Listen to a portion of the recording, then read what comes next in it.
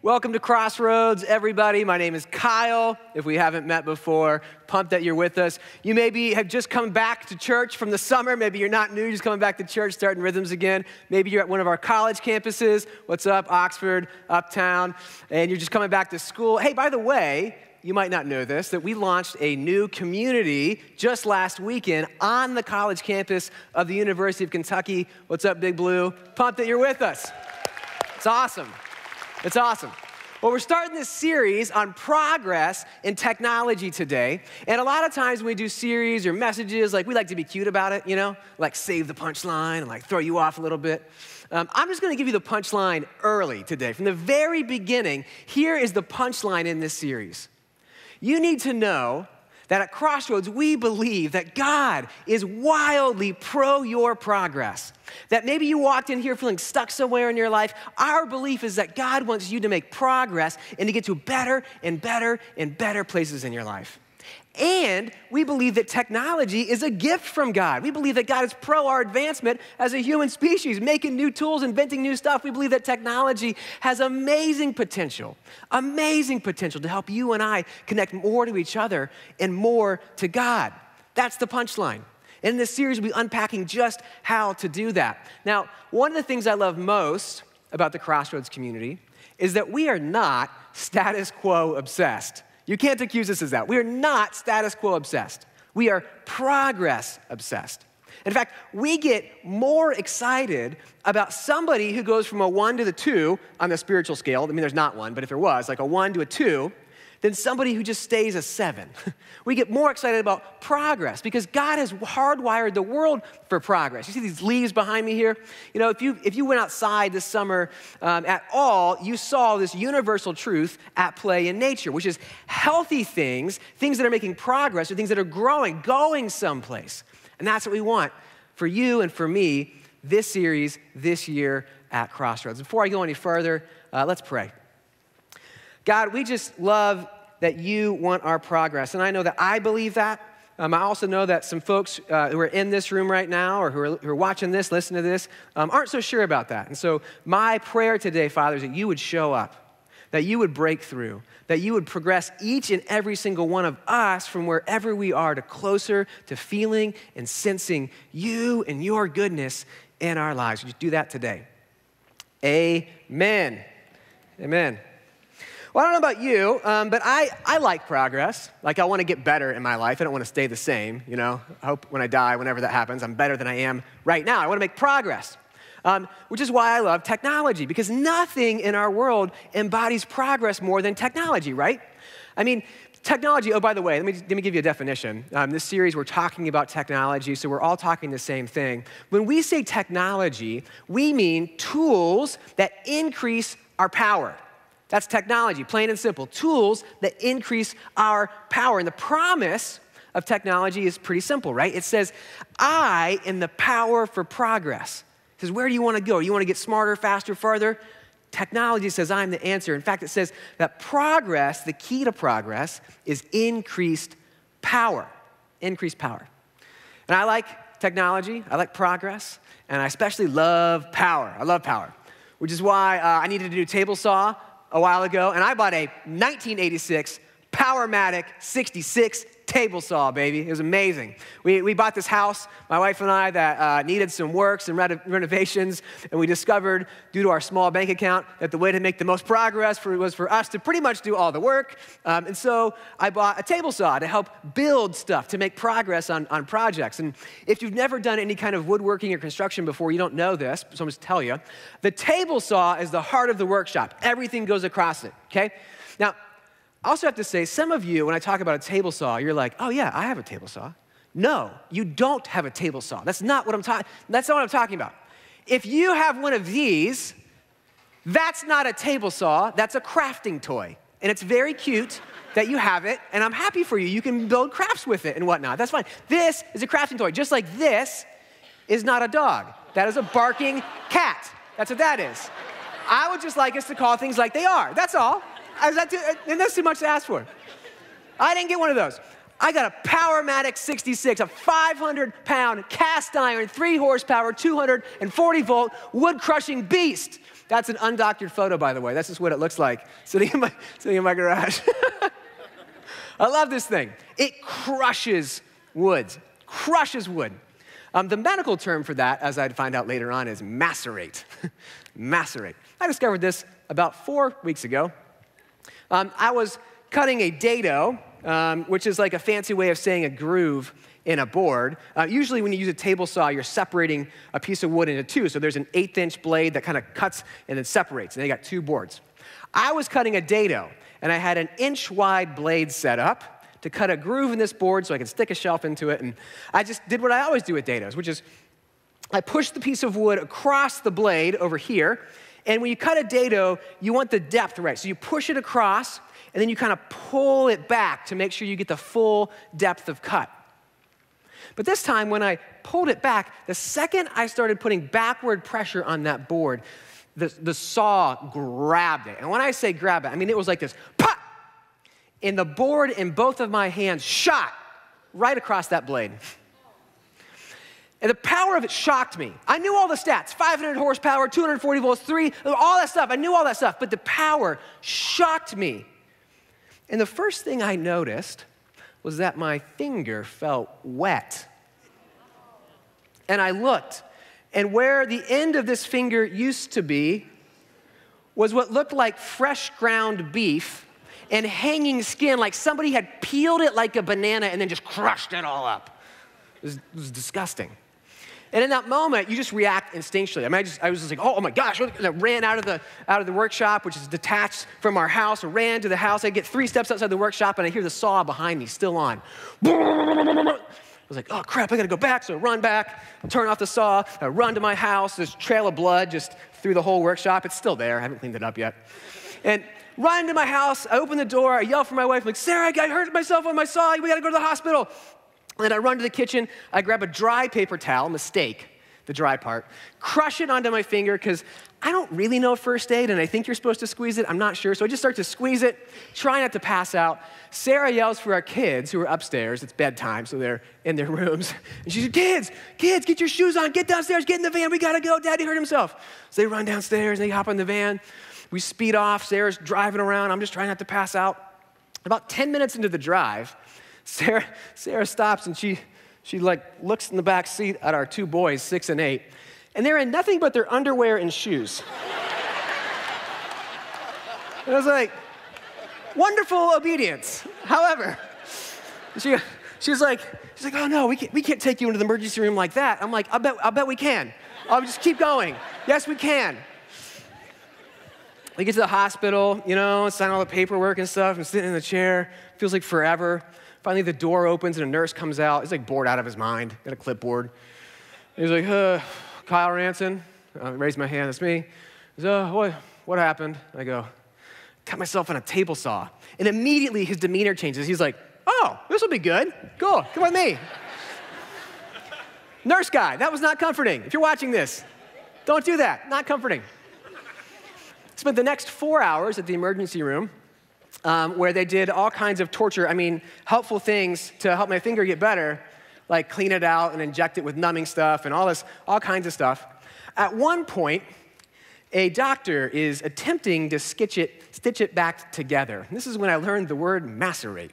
And she just stopped after about 10 minutes, and she was like, it just keeps falling apart when I put stitches in. I'm just gonna stop. It's way too macerated. And I was like, what does that mean? Holy crap. Now, I know what you're thinking. You want to see a picture of my finger up close. Here it is. Look at that. Just kidding. That's basically what it looked like. It was disgusting. It was awful. So when I finally get home, I can't sleep, on account of not so skillfully sawing Freddy Krueger's face into my finger. And I'm just kind of laying there, and I'm like, trying to figure out what happened. How did this happen? At about 2 a.m., it hit me. I had made a completely avoidable mistake. And what happened was very, very, very simple. See, in a moment, my table saw had proven that its power vastly, vastly exceeded my wisdom in using it. And when power exceeds wisdom, destruction will happen. Not if, not maybe, will happen. When power exceeds wisdom, it is a dangerous, dangerous place to be in. Now, you may have never thought about those two in relationship before and that gap, and you may be like, okay, whatever. Listen, you and I are hardwired to senses. It's actually, I think, one of the strongest senses that we possess. As an example, for instance, if you know me, you know that I love superhero movies. I'm a grown adult. I'm not afraid to admit that. I still like them. Let's talk about Thanos for a second, can we? Can we do that? Thanos from the Avengers Infinity War. Why is it such a problem that Thanos gets all the Infinity Stones or whatnot? Why do we care about that? We care because we, and Iron Man and Captain America and even Stupid Hulk, all know there's a big problem. The power of all those stones together vastly outpaces the wisdom of Thanos. Destruction will happen. Think about world leaders like North Korea, right? We're all scared of North Korea to some degree, and their leader. Why? Why are we so upset about this? Because in some level we sense the power outpaces the wisdom, and it freaks us the crap out. We know it's bad. Your boss. If you have a boss who you might not like. Now, I know that it's not you, and this never happened before, but imagine this happen. If you don't love your boss so much sometimes, it's probably because you sense that their power has outpaced their wisdom. Think about lottery winners, bunch of money, no wisdom, destruction. Think about child actors. I mean, I can go on and on, right? We see this and we sense this. Power outpaces wisdom. It's a big, big problem. Destruction results. Okay, so what about this little thing here? This little tiny box of power, you know? You have one, I have one. By the way, I don't know how you can put a man on the moon, but you can't make a phone screen that won't break if you drop it 3 feet. Oh, my flashlight's back on. There we go. Sorry about that. What about this little tiny box of power? I mean, it's small, but it seems to be powerful in a lot of different ways. If you're curious how much, I'm going to enlighten you to a law. Now, you might know about the law of gravity that says, if I drop this, it will fall and it will break. You might know about the law of gravity. You might know about the law of thermodynamics. Do you know about Moore's law? Anybody ever heard of Moore's law? Now, it's proposed in the 1960s by a guy named Gordon Moore, who founded a company called Intel. You've heard of Intel. They've greatly influenced and affected your life. And what Gordon Moore proposed, that's been widely adopted as a law, in layman's terms, is that the computational power of technology doubles every 18 to 24 months. And it has doubled every 18 to 24 months since 1956. It's 3 trillion times more powerful than back then. I did a little bit of digging to try to find out what's its current rate. And the best I could figure out was about 60% per year. Per year. So I was curious. I was just kind of wondering, like, in the last 5 years then, how much has this little thing increased in power? And if you do the math, 60% compounded for 5 years, a little bit of math because I like math just a little bit. If you do that math, you will discover that this has increased in power 1,048.5% in the last 5 years. It's like that, right? Exponential is what that's called. Now, if you want to have fun, ask your friends how much you've increased in wisdom in that same time. Do that. I did. I sent an email, and I said, hey, friends who know me and hopefully love me, by what percent would you say I have either increased or decreased in wisdom over the past 5 years? And they all sent me back answers. The lowest was like 25%. The highest was 700, which momentarily I was like, oh yeah, man, I feel so honored. And then I was like, wait a minute. Do you think I'm so much smarter now, or was I just so stupid back then? Like, I don't. So I threw that one out. And then I came up with an average, which is I've increased in wisdom over the past 5 years, according to my friends, by a factor of 52.66%, which is, nice, not bad, until you put it next to my stupid phone. And then I look like a friggin' idiot. It's terrible. Which, that gap, let's be really clear, the gap between the power of this thing and my wisdom leaves me with a massive friggin' problem. That's what it leaves me with. Massive problem because in this gap, what do we say? Destruction always happens when power outpaces wisdom. Destruction happens. Now, you may be thinking I'm being overly dramatic. That's okay. I don't fault you for that. But here's the point. I don't think I'm alone in the wisdom department, in the power department.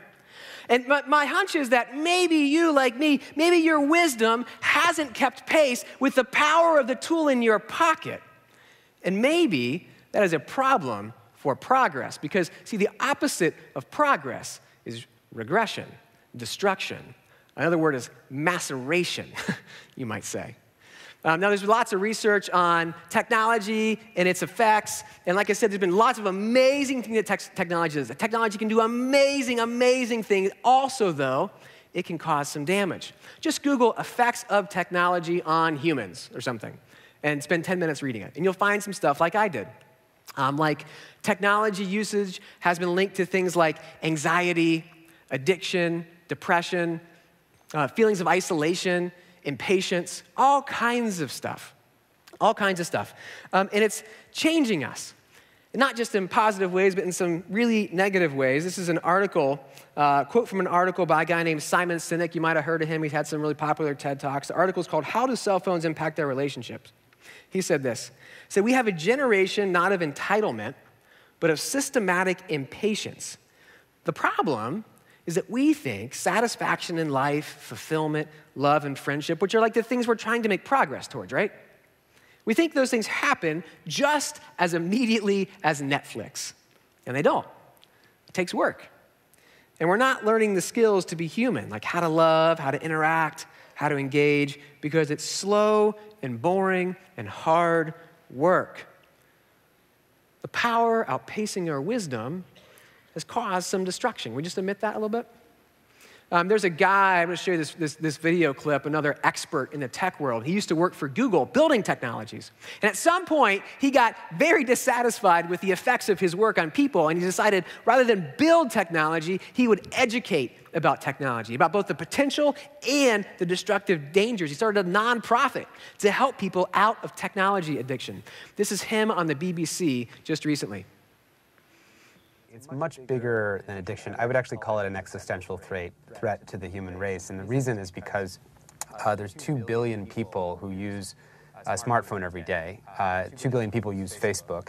That's more than the number of followers of Christianity. Arguably, these tech companies have more influence over our daily thoughts than, in some cases, some of the world's religions.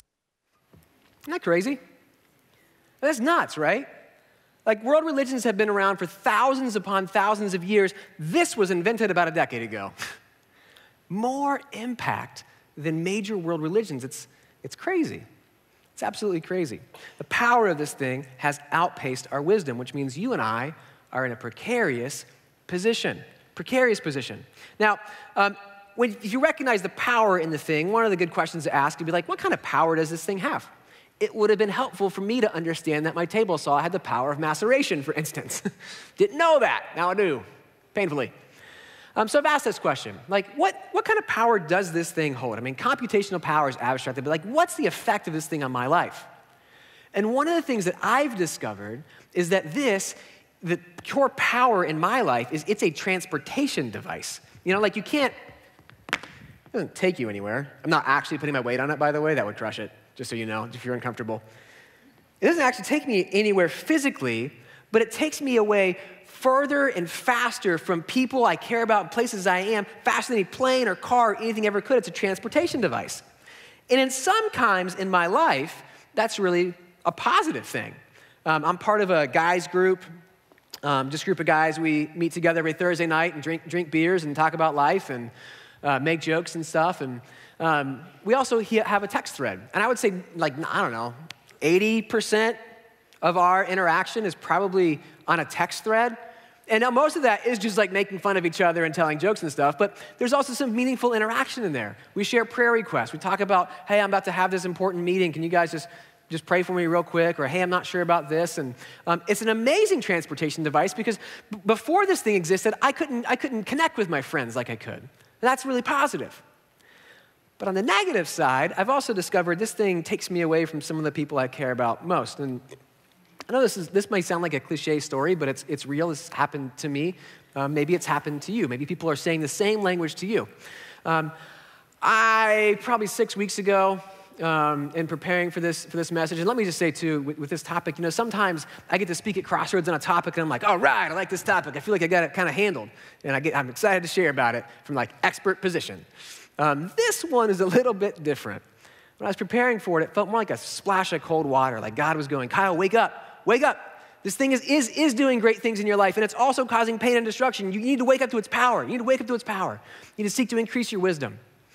And one of those moments where that became loud and clear to me was when I came home 6 weeks ago or so from work. It had been a bad day or whatever, and so I just got home. I was tired, sitting on the couch. My kids are around. They're wanting to like, read me a book and play with me and blah, blah, blah, blah, blah. I'm like, oh, I just need to check out for a second.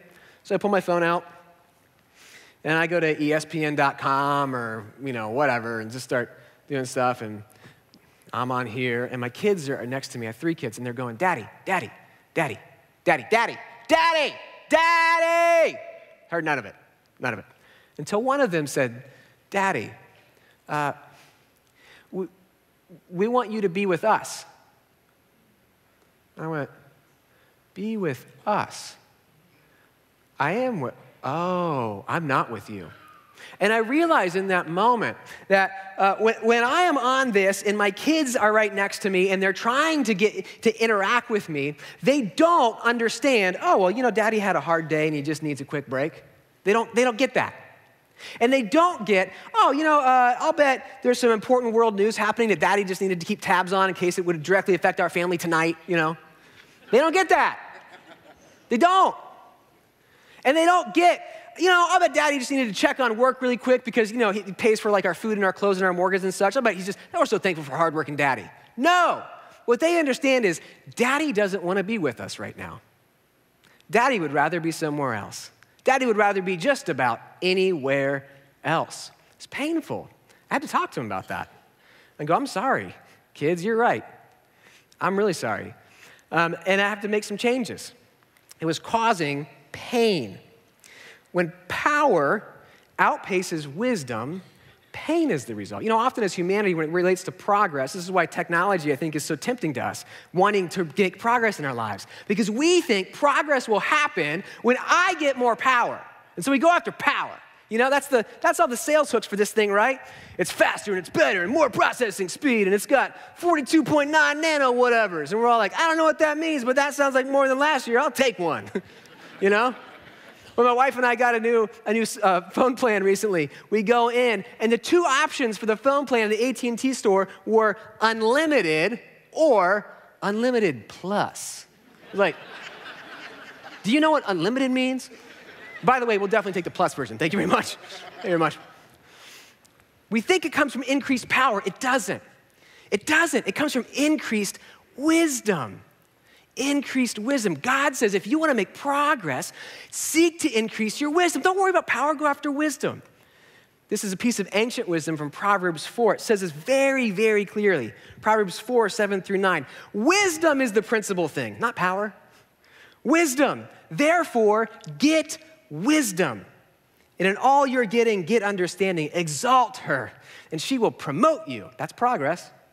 She will bring you honor when you embrace her. She will place on your head an ornament of grace, a crown of glory she will deliver to you. Go after wisdom. But we don't tend to do that. We tend to go after power. And it's not a new thing. It's not a new thing at all. Now, I just tell you, if you haven't read the Bible, I've read the Bible, there are no stories of cell phones in the whole Bible. Super weird. I know. Super weird. This tiny box of power does not show up. But a bigger box of power does. There's a super weird story about this magical box of power called the Ark of the Covenant in the Bible. You may have seen it in Indiana Jones. It looks like this. It's a magical box of power. It really was. It was like this weapon. It was filled with special stuff from Israel's history, and they would carry it into battle, and its power would help them win victories, legitimately. It carried God's power. It's crazy. There's a story that I want to share with you. It's from 1 Chronicles 12 through 15. I'm not going to read the thing. I'm going to summarize it for you because it's so long, but if you want to go back and read it yourself, 1 Chronicles 12, through 15. And it's a story of King David. You may have heard of him. He's one of the most important people in Israel's history. And the story picks up before he's king. He's trying to progress to the point where he is king. He's amassing power. Literally, an army is assembling to him. 340,822 warriors come to him, which is like pretty pumped about, you know? I mean, you would be. And he's so excited, he throws a 3-day party to celebrate that 3-day party. And then this scene happens. At the end of the party, I mean, he's had a few beers. He's kicked back with his generals. And there's a scene where he goes, hey guys, I was just kind of spitballing here, but what do you guys think if we went and got that magic box of power and used it to fight the bad guys? You think that's a good idea? Like get even more power? And the generals are all like, yeah, man, that's a great idea. Of course. Let's get the box of power. He's like, all right, cool. So they head off, get the box of power. And they just go get it. They like get some poles and they pick it up and they put it on a cart. The cart's pulled by 2 ox. And David has 2 guys on either side. Just kind of watch it, you know, it's bumpy roads and whatnot. And they hit this moment where the ox stumbles, the cart tilts, and the box starts to slide off. It's an important box. So of course the guy over here puts his hands out to stop it. But the second he touches it, he's struck down dead. The power of it's shocking. They didn't even imagine. I mean, no, it was powerful, but the power still shocked them. Guy drops dead.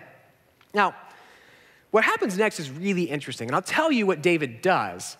But first, I want to tell you what he doesn't do. Now, think about the moment. He is a person who's wanting to conquer armies. He just went to get a weapon. The weapon just proved it works, right? It works. Like, holy crap, that thing works. I mean, that just struck that guy dead as soon as he touches it. Man, now we definitely want to use this. Good thing we got 340,000 guys. Just get somebody else up here. Let's keep trucking. We're definitely taking this thing. Take it back to the base.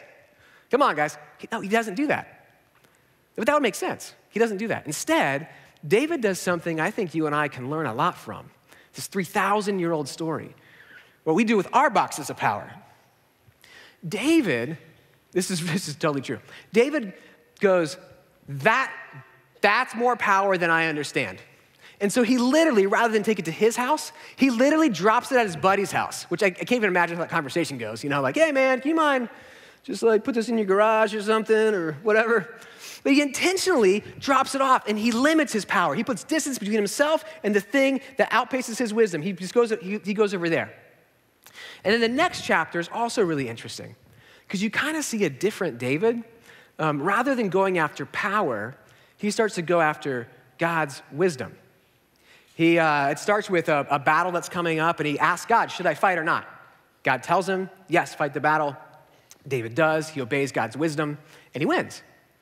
And then there's the next battle. And in that battle, it's not just a should I or shouldn't I, but God gives him specific battle plans, like, hey, go around this way and attack them from the mulberry trees. That's literally what it says, attack them this way. David follows, seeks God's wisdom, more than power. And he wins again. And he changes. Power and wisdom starts to go up. And so after about 3 months of this, David goes back to get the box of power. This is important. He doesn't leave it. He doesn't go, I'm going to become Amish, no more power for me, I'm going to go over here. Doesn't do that. He does. He increases his wisdom to where he can handle the power, and then he goes and he gets it, and he uses it. And only this time he does it according to God's wisdom. He follows the plans that God says about how to handle the box. He has very specific instruction. David follows it, and he takes the box of power back to his city. Now, that ancient story, I know it's weird, but again, I think there's 2 simple 10-second lessons in there for us that could change our lives today, like literally today. I've been trying to do these. The first one is what to do when power outpaces your wisdom. One is put some distance between you and the powerful thing. For me, with my phone, what I've been doing is I just recognize it's here and I'm here, and so in humility, I come home now and I stick it in a different room when I get home. I take it out of my pocket and I put it far away from me, typically in my kitchen, on a windowsill, somewhere that's like even hard to reach. And I just go, that's gonna go over there, and I'm gonna go over here right now. And it's helped. It's actually helped. I'm not distracted by it. It's way over there. It buzzes and I don't even know. And you know what? The world's okay. Amazingly. It's cool without me for like 10 minutes. It's fine. Put a little bit of distance. Now, the other thing is David also seeks to increase his wisdom, and what he does is he starts talking to God.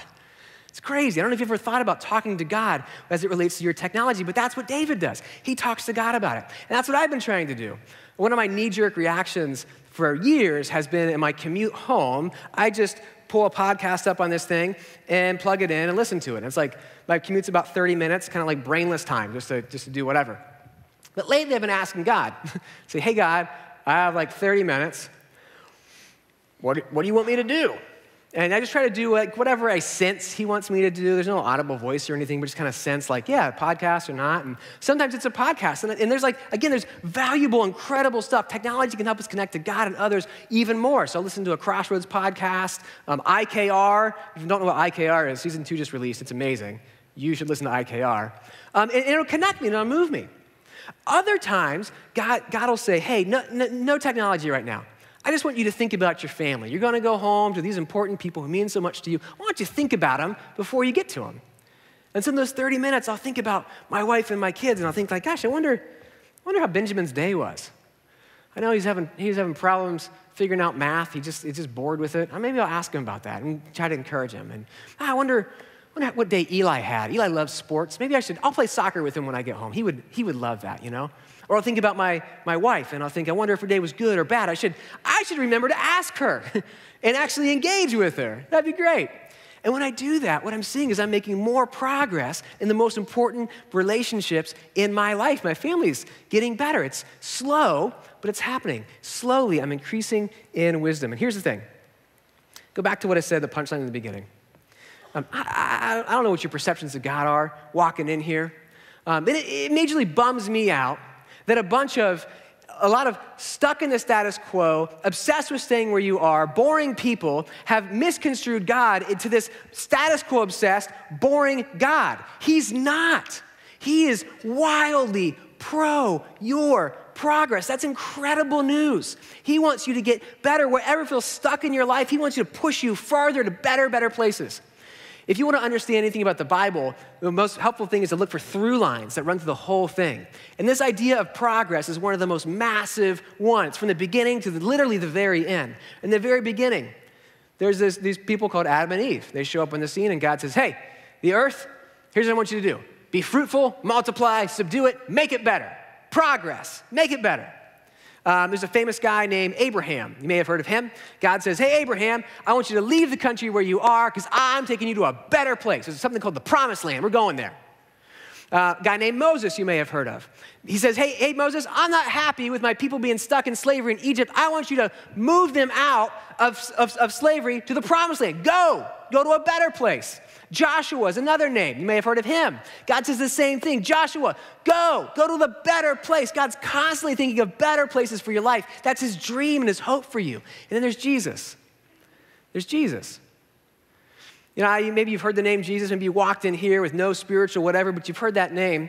I don't know what you think about him, but I'll tell you this. Jesus is proof that God is wildly pro your progress. He'll pay any price for your progress. He sent his only son, Jesus, to literally die, to be macerated for you, for your progress. So you don't have to stay stuck in your sin, stuck in the habits that are killing you, stuck in isolation. He sent him so that you could have redemption and fullness of life with him. It's incredible. God is pro your progress. Pro your progress. You know, in this series, it's not a doomsday series. It's a hopeful series. We're going to be talking in future weeks about the ways that you can engage in technology to help you connect to God faster and further and each other faster and further. It's amazing. It's hopeful. But I want to be really clear from the beginning. The source of progress in your life must start and end with God. It is in his wisdom that he gives you power for your progress. One of my favorite prayers in the whole Bible is Ephesians 1, 17 to 19. It says this, I keep asking that the God of our Lord Jesus Christ, the glorious Father, may give you the spirit of wisdom and revelation so that you may know him better. It's progress.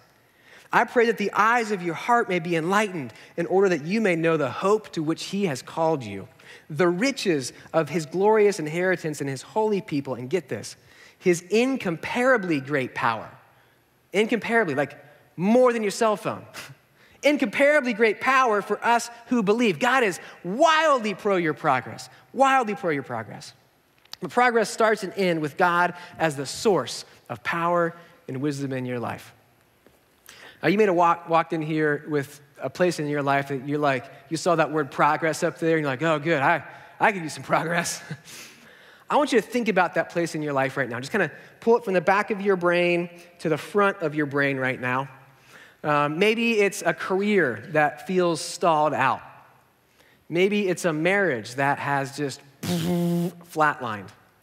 Maybe it's a friendship that broke. Maybe you're just newly back to college and you showed up again and you realize you still haven't made good friends. How would you ever make progress in this? I don't know what it is for you. Maybe it's feeling distant from God, like everybody else seems to feel him and connect to him, but me, I don't know how to bridge this gap. Whatever that thing is, you want progress. Bring it to the front of your mind right now, and I want to pray for it for you, okay? Father, I bless you that you are a God of progress. I've seen you take me from way, way far away to closer to you. I've seen you make progress in my life, and as a parent, as a husband, as a friend, Father, I've seen you make incredible progress in thousands and thousands of people. And I ask for everybody here, for that thing that's in their mind, that you would grip it, that you would inject your power and your presence into it right now, that you would bring wisdom about how to act and how to proceed, and that you would cause each and every one of us in this room, watching online, wherever we are, Father, that we would ask for your wisdom and that you would deliver it to us and how to behave and how to act with this stuff. I also pray that you would redeem technology in our lives, that it would become a tool that we can go, this thing connects me to God. We could harness that power, Father. Bless you for being pro our progress. Amen. Amen. Well, hey, thank you for being here today. We're going to continue this series next week. I'm super, super excited about next week, by the way. A guy you may have heard of before named Brian Tong will be back, so we'll see if he's still got it. And then he's also going to be joined by one of the nation's leading experts on how to use technology positively. So have a fantastic week. Thanks for being with us.